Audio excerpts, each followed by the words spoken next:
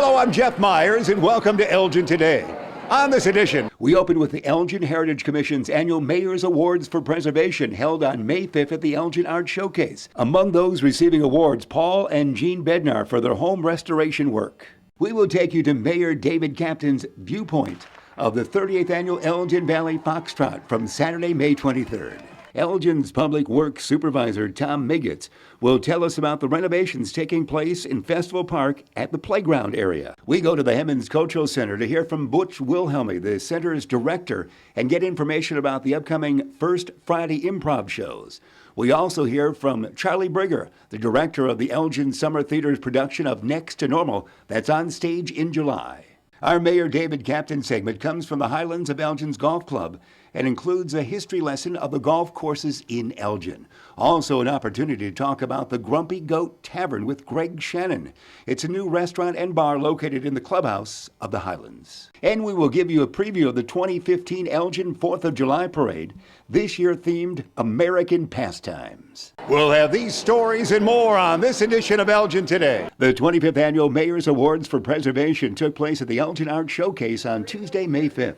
A great crowd in attendance saw 7 homeowners receive from the Elgin Heritage Commission 2015 Heritage Plaques, which promote the history and architecture of their homes. And amongst those receiving the award were homeowners Marcela Gomez and Martin Ramirez for their home at 575 Franklin Boulevard. 7 groups or individuals also received Mayor's Awards for their preservation work, including homeowners Paul and Jean Bednar for restoration on their home and 2 others in Elgin.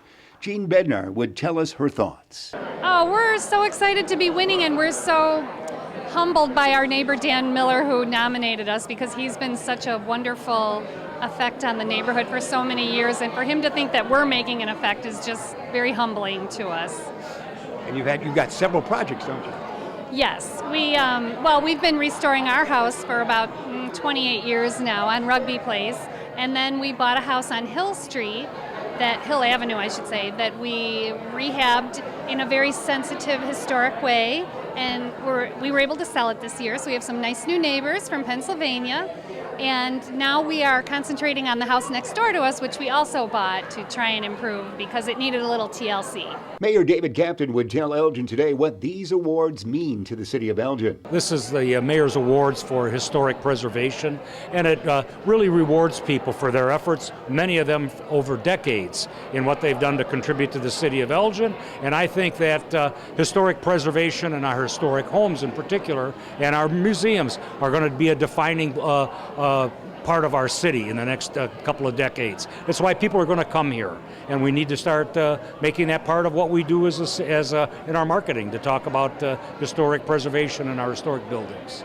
And Councilwoman Rose Martinez had these thoughts about the night. I think that this gives us an opportunity to recognize people for their efforts on their houses, and it also gives us an opportunity to kind of like show off what we have here in Elgin. And I think that's great because this is like the best of the best. This is why people come to Elgin and really appreciate this. I think that Elgin has a good stock of homes, and people are proud of what they have. And their efforts, we show them off right now. And while he will continue to volunteer citywide, Chairman of the Heritage Commission, Bill Briscoe, was given this recognition plaque as he is stepping down after 11 years on the commission. The warm-ups went well, and let's take a peek at the vantage point Mayor David Kaptain had from his gondola on Saturday, May 23rd for the Elgin Valley Foxtrot. 656 runners participated in the 5K run. As you can see, everything looked great, and the runners were off for their venture through the streets of Elgin. As you know, every runner has their own story. Let's take a look at 2. Amongst the 378 10-mile runners, an Elgin firefighter who's run this Foxtrot many times. It's my very favorite race of all. I've been running since I've been in 7th grade, and the Foxtrot is my favorite race. I never miss it. I've ran Boston Marathon, I've ran Chicago Marathon, New York Marathon, but the Foxtrot is the race. It's very special. It's one of the premier races in the Chicago area. Got a lot of history and tradition, and it's an honor to run the race. And I'm fortunate enough that I've been able to run it the last 20 years, and I want to continue that streak as long as I possibly can. But it's so much fun, and it's the great thing is to see old friends that continue to run. And then also the new kids that come along. A former Elgin fire chief ran this year, and remarkably in 1978, the first year of the Foxtrot, when he was a student at Old Dundee High School. I ran cross country at that time, 18 years old, and had the opportunity to come down and do really my first long distance race of 10 miles like this. So my mom and dad would come down and watch, and my dad would take a lot of pictures, and I've got pictures of that race actually.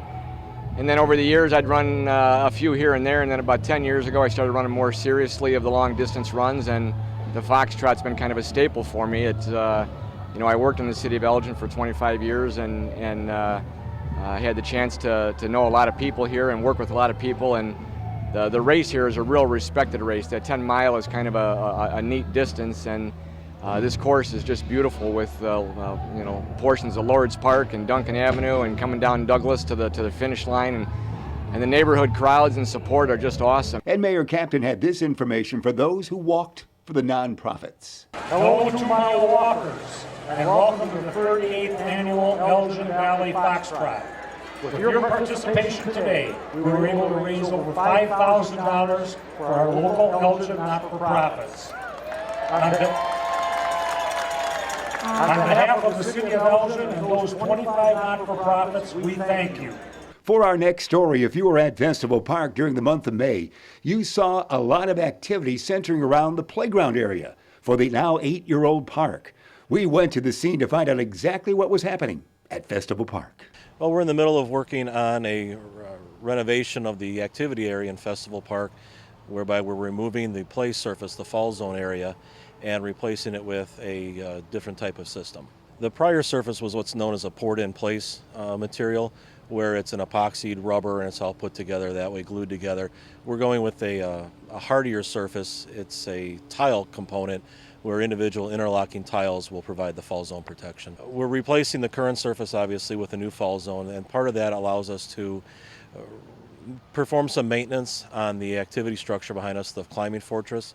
And then we're also replacing some components further on into the play area to provide some different climbing opportunities, more age appropriate for the children that play here. The new surface will have a different color scheme. It transitions from green to tie in the festival area, through some grays and into blues to tie in with the fountain to the north.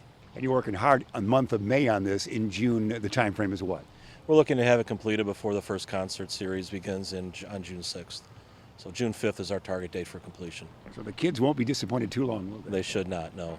Festival Park is really a cornerstone park for the city, and a lot of attention, a lot of eyes on it, and we're looking to improve the appearance and increase the enhancements to make it a fun place for everyone. Certainly on July 4th, this will be a swinging place, won't it? It should be, yes. Things are really looking up at the Hemmens Cultural Center in downtown as Elgin Today travels there to hear about some entertaining events upcoming at the Hemmens Cultural Center. Hi, this is Butch Wilhelmy, the director of the Hemmens Cultural Center, and I'd like to invite you to join us for First Friday's Improv, presented by Green Room Productions. It's a family-friendly improv show that takes place on the first Fridays. We've got one coming up on June 5th, and then they're taking the summer off. They'll be back in September, and you can get tickets at 847-931-5900 or at hemmens.org. Thanks, Butch. And ticket prices for the June 5th show and the September through December shows are adults $12, students and seniors $10. And now we have information about another big event at the Hemmens Cultural Center. Hi, I'm Charlie Brigger. I'm directing Next to Normal for Elgin Summer Theater this year. We've had auditions here at the Hemmens. Lots of good talent. Amazing young people, new faces, some old friends. Our show goes up the last 2 weekends of July. Here at Hemmens, you can call the box office for tickets. It's an interesting seating arrangement this year, something new. So you want to come check it out. It's a very emotional story, a lot of self-searching and pain, and it's about a family working through the grieving process. So it's very emotional. It's a really powerful show. Again, those play dates for Next to Normal at the Hemmens Cultural Center are July 17th through the 19th and July 24th through the 26th. $15 for reserved seating. It's time for our segment with Mayor David Kaptain. Mayor, you've got us on the road again, of course. Good morning, Jeff. Again, we're out visiting today, and we're going to talk. I always like to talk about things that are uniquely Elgin, and this goes back for us a unique thing for almost over 100 years. And we're going to talk about our golf courses and the activity of golfers in Elgin. We've got 3 municipal courses in Elgin. The first course, of course, was at Wing Park. And that's now on the list of historic places. It's a 9-hole course designed back in the beginning of the last century, and was fun to play. Many of the golfers learned to play golf out there, and offered just a very small clubhouse. And now they, bag of potato chips and a hot dog, thing like that. They went to cart rentals a few years ago to kind of upscale it, and made the golf course a little bit more friendly for older people as well.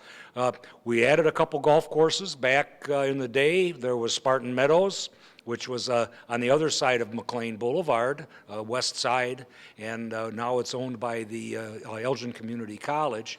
And I played a lot of golf out at Spartan Meadows. I played in Golf League, played on Saturdays and Sundays there for a long time. And you could go out there and enjoy yourself, but the golf course was not really of a professional caliber. In the last 10 years or so, we've really upscaled our golf courses. We've added the Highlands, and we've added Bowes Creek to the golfing experience in Elgin. We're very fortunate. Our golf courses in Elgin are 2 of the highest rated courses in the state of Illinois. Championship level. We took it to a whole different perspective for the golfers in Elgin. And as part of that, we made it a better experience. First, it started out with a Hickory Stick here and Carlucci's out at Bowes Creek, and we've upgraded recently with Greg Shannon, we'll introduce in a second, and the Grumpy Goat. I have to tell you a story. Back in the day at Spartan Meadows, when we finished our golf, you had a choice of what you wanted to have. You could have a hot dog and a bag of chips, or a hot dog and a bag of chips. So things are different now, and really has changed the way that golf experiences and becomes mingles both the restaurant business, the bar business, with the golfing experience. It got to be something that's really changed the way we look at things and offers another amenity for our community. And Greg Shannon, the owner of the Public House, has taken over the old Hickory Stick here and turned it into the Grumpy Goat. And it's really a great facility. I've eaten lunch out here, got a great lunch, and recommend it to people. It's really a great place to come to. And Greg's here with us today to talk about the menu and what he's planning, what his plans are for out here. He's quite the duffer, isn't he? Boy, those are golf stories. You're in the Sean Stegall category. It's called the chopper. Yeah. Oh, Greg, we're delighted you're here. This is beautiful. You made some nice refurbishing things going on. Thank you, and welcome again. And yeah, we've changed it around, and like the mayor said, it's a high caliber golf courses. So we're adding some high caliber restaurants. So we want to make sure that if folks come in, they can get a really good, high quality of product, at the same kind of stuff that we sell at the Public House down there. But we mix it up a little bit here too, so we got the Scottish theme going on. It's the Highlands, so and that's how you got your Grumpy Goat evolves from that. Well, it kind of comes from that, because we were looking around. We're working with Mike Lehman and the guys. So that's where the Grumpy Goat came in? Well, Mike Lehman's not really the Grumpy Goat, but you said that, not I did. So, but actually, it's they were doing a lot of research, and they found a small tavern outside of Elgin, Scotland, called the Grumpy Goat Tavern. So I'm like, great. And the minute I heard the name, I'm like, I'm in. That's a perfect name. We might not be sister cities, but we're sister bars. There we go. That's a start, right? All right. Well, it's beautiful here. We're right in front of the fireplace in the bar area, and you refurbished this nicely. We've done a nice job of working with the city. The city's through the golf funds did a really great job of refurbishing this bar now, and you can tell in the golfers when they come in, just from the folks who've been here a couple of years, they're like extremely excited about the way things have changed around here too. You had a soft opening back about May 1st, but you had great crowds. Yes, we've been having some really nice crowds. We didn't right away. We didn't open, throw a grand grand opening out there, I want to make sure my people are getting trained and the kitchen's learning how to do all the food and everything like that. So it was a soft opening around May 1st. Yeah, it was, and really good reviews going on so far, and some good weeks. You've got a great staff. They're getting phone calls right now. That's the way it works. So they should be getting phone calls all day long. It's a good thing. Well, that's great. We're so delighted here. And Mayor, you got an early taste. You said it was great meals. Yeah, we did. We came out. I do the mayor's lunch, healthy lunch, and we did that out here. It was great. And I think one of the things that this is a restaurant, but it's also a meeting place. Greg's hosted the Kiwanis, a Rotary are out here, and that's kind of been a tradition. So it's provides a place for civic and social clubs in the city to have their events. And as we talk in June, you opened up a patio. Yeah, well, the three-season room, it was part of the patio, and we decided to make it a little three-season room because we did take away some of the space in the dining room. Mm-hmm. So we wanted to make sure we have something for larger golf events and whatnot. So, yes, so we'll be putting in screen doors and doors and have that all open hopefully by a couple weeks here. Greg and Mayor, you're inviting all of Elgin to come out at any time, aren't you? Absolutely. I think they all should come out and try the food and have a really enjoyable experience. I think one thing that we need to kind of touch on is if we call and want to do a group event, Greg, how many people can you seat out here and comfortably deal with if they want to do a wedding reception or a birthday, that type of thing? I'd love to give you a specific answer, but we're still kind of working on that. But I would say if you do groups of 80 to 100, we're going to be real good for you. Just the seating in the dining room and the three-season room, we can get up to about 80. We're still playing with that since the remodel. I don't know specifics yet, so as we go and play, we'll adjust and learn as we go. So, but I would say 80 to 100 is a good crowd. Well, you're a veteran restaurateur, so you're able to adapt to whatever you need. I've been adapting in the restaurant for 45 years, so yeah. That's the spirit. The Grumpy Goat it is at the Highlands Golf Course we're at, and Mr. Shannon with us, the mayor. Yeah, and Jeff, one thing that, we look at golf, I have looked at golf for a long time as an economic development tool. Businesses expect to be able to bring clients out to a place where they can take them to a really nice meal when they're done. When they have outings out here, they expect good food, and, we encourage outings, golf outings out here.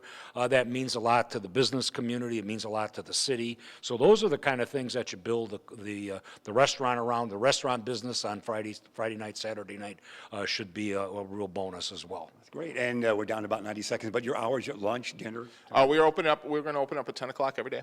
All right. We will have dinners until 9 o'clock on weeknights, and then Friday and Saturdays we'll have dinners until 10 o'clock. Wow. And then I'm hoping on Sundays we'll get up and give me till like July, but I want Sunday to be breakfast from 8 to 12.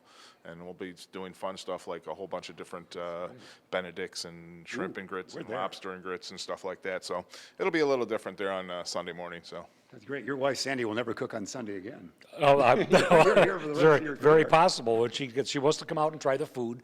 She hasn't been here yet, and she complains to me about that because I get to try everything out first. But this is really exciting, and we're going to show some of the remodeling that's going on here as well, and how this really has changed the look of this building, and again, I think this made a big difference for our city, and I think Greg's the perfect guy to run this facility for us. Put new doors and new sliding walls in there, didn't you? Well, on the other side of the bar there, we put in the barn doors, the sliding barn doors, and it's just a great look for the room. Yeah.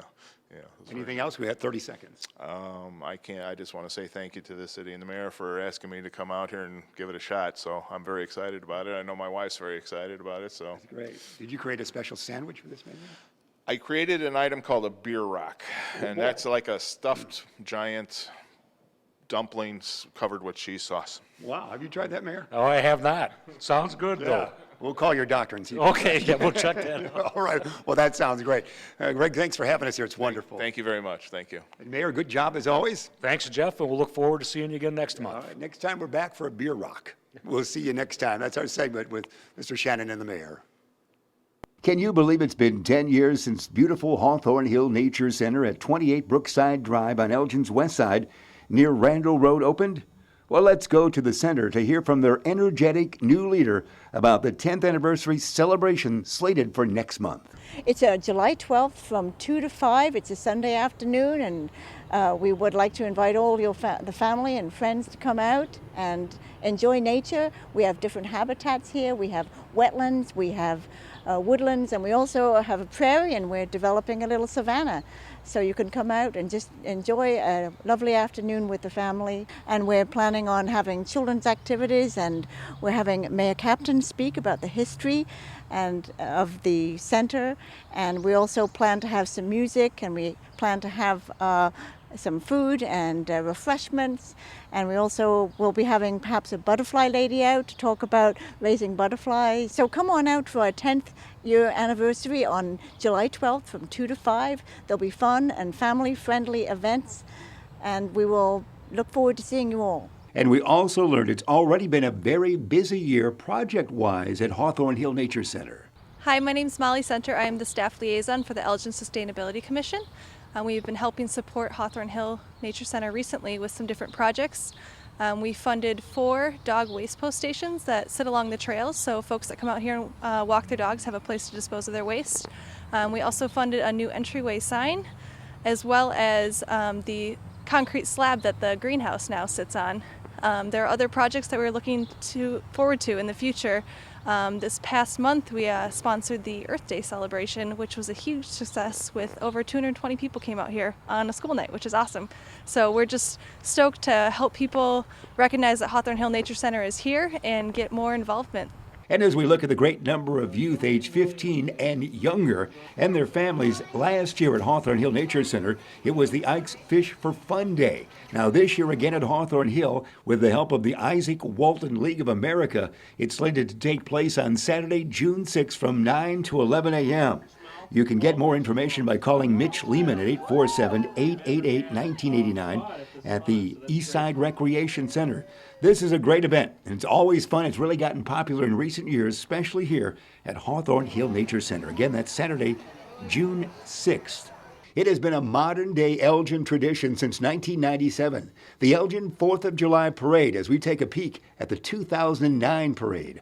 Always with a theme, and this year is no different, as the City of Elgin and the Downtown Neighborhood Association create a spectacular event every summer. And let's take a look at what 2015 will bring to this year's 4th of July Parade. This year's parade, we have a fabulous lineup. We have the American Pastimes as the theme, and that is everything from sports to music to hobbies such as quilting, the American Quilters. And that is just a fabulous thing that we've added this year. Also, the weather is going to be incredible. We have scheduled for sunny skies, warm weather. It'll be a great day for the whole community to come out. Our starting time is 9 a.m. and it starts out with the national anthem, and we have that at the beginning and at the end. We have 2 different singers or singer groups. So we're excited about that we can bring in that local talent to start off our parade every year. And you're, of course, involved with the City of Elgin to get this thing underway, aren't you? Oh, definitely. The City of Elgin is a big supporter. We work with Barb Kaselica, their special events director, and also of course, our Elgin Police Department, Fire Department, they're always on hand. And the Hemmens, we have Butch that helps us set up everything. The city just comes together. It's a great community event. And our volunteers, let me tell you, the DNA has the best volunteers around. And everybody, we have 30, 40 or more. We have more than that volunteers that come out to help put this huge event, this city event on. And Deirdre White would also tell us you can still get involved in the parade. You can email the DNA at info@downtownelgin.com. info@downtownelgin.com, or give us a call at 847-488-1456. And traditionally, about 15,000 people come out to see the 4th of July parade in downtown Elgin. So we'll see you there. And more information will come out in June about the fireworks display that will take place at Festival Park at the Grand Victoria Casino. A trip to see the bison in their full beauty at Lord's Park in May brought an opportunity to hear a reminder from Terry Gable, board member of the Friends of the Lord's Park Zoo, about the Farm Zoo and its summertime opening. Please come out to visit the Farm Zoo this summer. It's the second year we've been open. It will be open from June 6th till August 14th from 11 a.m. until 3 p.m. If you'd like to volunteer and be a volunteer greeter, please contact us. The email address is terrygable@hotmail.com, or you can phone me at 847-888-2348. Last year we had almost 12,000 people come out to the farm zoo. I hope that you can come out and at least see us, and if you could volunteer, well, that would be wonderful. Thanks, Terry Gable. You can also get more information about the zoo by going online to www.cityofelgin.org/zoo. We now go to City Hall, now part of the Robert Gilliam Municipal Complex, named in honor of 40-year council member Robert Gilliam, who passed away in December of last year. We're here to see Sarosh Saher, the city's senior planner in the Community Development Department, and talk about a very successful program helping Elgin neighborhoods. The Neighborhood Stabilization Program was created in 2008 by the federal government as part of the Recovery Act to assist communities with their foreclosures and abandonment of homes. The federal government actually allocated $3.92 billion, of which Elgin applied for and received $2.15 million. Using that funding, Elgin purchased 11 homes in the community in areas that were greatly stressed by this problem, and the city acquired and rehabbed 4 homes for sale to property owners that qualified for purchase of these homes. They then partnered with Habitat for Humanity in 2010, gave them 4 homes to rehab, which Habitat then sold to low-income property owners. And then more recently, the city conveyed the last remaining home at 315 Jewett Street to Habitat, which they recently completed. In addition to that, the city also demolished 2 homes on Franklin Street and also used some of the funding for NHS, Neighborhood Housing Services of Fox Valley, to educate home buyers on the responsibilities of owning these homes. So in the process of all of this, in rehabbing and selling the 4 homes, the city actually gained some program income, approximately $500,000, of which they are now looking to give Habitat $450,000 to acquire and rehab an additional 5 homes in Elgin. Part of this grant will also include the vacant property at 212 Franklin Street, which the city acquired earlier on, demolished. It is now a vacant property, and Habitat will be looking to build a new home on this property and sell it to a low-income family. The property on Fremont was donated to Habitat, and so Habitat now has the benefit of not having had to incur any acquisition costs, but simply focus on the rehab of the home. This area is in one of the stressed neighborhoods in Elgin on the east side, which needs a lot of attention with homes that need to be rehabbed and sold. This program is wonderful for certain neighborhoods. Oh, it is excellent for the city of Elgin's stressed neighborhood because it allows the city and partners such as Habitat for Humanity to pick up the worst of the worst homes in the area, rehab them, and put them back on the market. Doing this really assists with the revitalization of these neighborhoods, removes any perception of blight, and also helps improve, if not stabilize, property values in these neighborhoods. On Monday, May 25th, with rainy conditions, Memorial Day services were held both at Veterans Memorial Park and at Bluff City Cemetery. Mayor David Kaptain had these words at Bluff City Cemetery. And I think that we need to rededicate ourselves as a city and as a society to the care and nurturing of these injured men and women when they come back to the United States, both for mental issues and physical issues, and rededicate ourselves as a society to their care for as long as they live. And I think that's